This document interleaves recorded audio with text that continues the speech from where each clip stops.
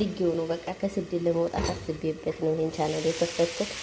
እስኪ ሼር እያደረጋችሁ ከስደት አውጡ ከልጄ ጋር አገናኙ። ውድ ቤተሰቦች ትንሽ ጨው ነስነስ አድርጌያለሁ።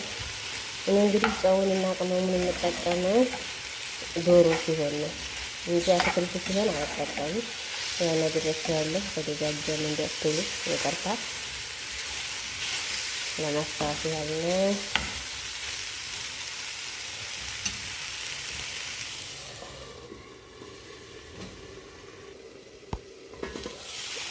ይሄን እንግዲህ ቤተሰቦች ውሃውን መጣ እናንተያን ሀሳብ ላይ እናስቀምጠው ነው እንጂ ያው አንዳንዴ ነዳሞች ሲሰሩ ጣል እያረጉ ታገዙ ያቆሰሱ ስለሚያበሳጩ ነው እኛ ሳህን ማስቀመጥ። ውሃው በደንብ መጠጥ ብሏል። በጣም ደስ የሚል ካራን ይዟል። ሲያምር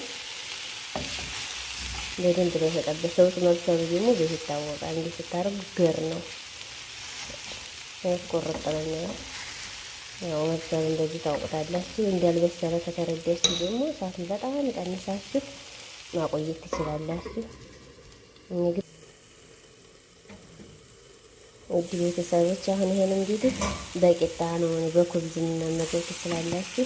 ሩዝ ከሆነ ደግሞ ነጭ ሩዝ ዝም ብላችሁ ነጭ ሩዝ ዘይት ምንም የሌለው ነጭ ሩዝ ተሰሩና በነጭ ሩዝ ጎን ለጎን አድርጋችሁ ትበላላችሁ።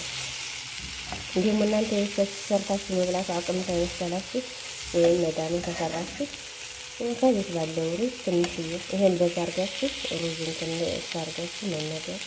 እኛም በቂጣ ነው ይሄን የምንመገበው።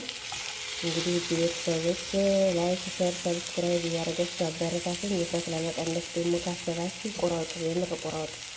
ከምር የምነግራችሁ ነገር ቆራጥነት ያስፈልጋል። ምክንያቱም እኔ 4 ዓመት ከ5 ዓመት በፊት ነው መወፈር የጀመርኩት።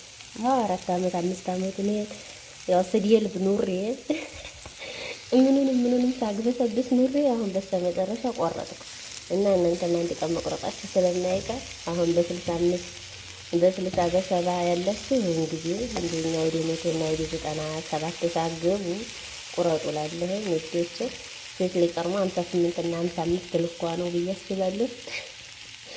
እኔ ውፍረት ጸጋ ነው፣ ምን ችግር አለው? ምን አጎደለብኝ መወፈሬ እያልኩ ነው ከዛሬ የደረስኩት። እንግዲህ የዛሬ ቪዲዮ በዚህ ያበቃል። ሳቀርብ አያሳየችሁም፣ ምክንያቱም እኔ የምበላው አሱር ነው።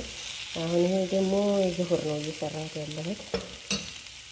ቀጣይ ቪዲዮ እስከምንገናኝ ሰላም ቆይልኝ ውድ ቤተሰቦች። ላይክ፣ ሼር፣ ሰብስክራይብ እያደረጋችሁ ስለምታበረታቱ ምስጋና ከልብ ነው።